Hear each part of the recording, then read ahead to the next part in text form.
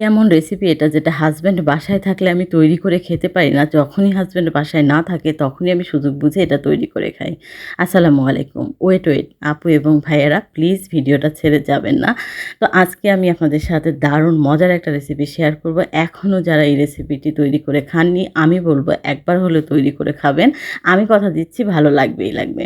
তো ১ম এ আমি সবকিছু রেডি করে নিলাম। মানে পেঁয়াজ, রসুন সব কেটে নিয়েছি, চাপা শুটকি ধুয়ে নিয়েছি।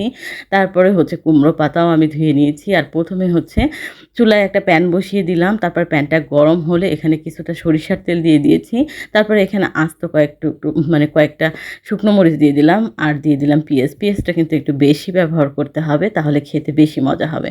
তারপরে চেরা কাঁচামরিচ দিয়ে দিলাম আর বেশ কিছুটা দিয়ে দিলাম রসুন। এখন সবকিছু দিয়ে আমি মাঝখানে একটু লবণ দিয়ে দিয়েছিলাম, সেটা ভিডিওতে আমি খুঁজে পাইনি।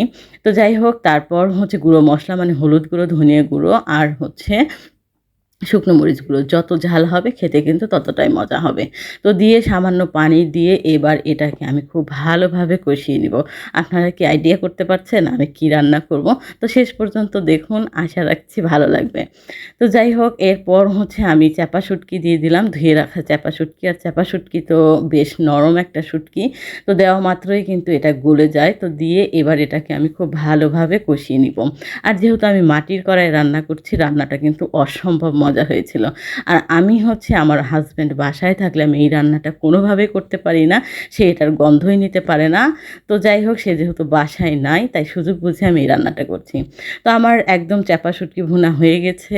এখন আমি কুমড়ো পাতা ধুয়ে রেখেছিলাম, সেই কুমড়ো পাতা নিয়ে কুমড়ো পাতার ভিতরে চাপা শুটকির পুরটা দিয়ে দিচ্ছি। এবার কুমড়ো পাতাটাকে আমি একটু ভাজ করে নিচ্ছি।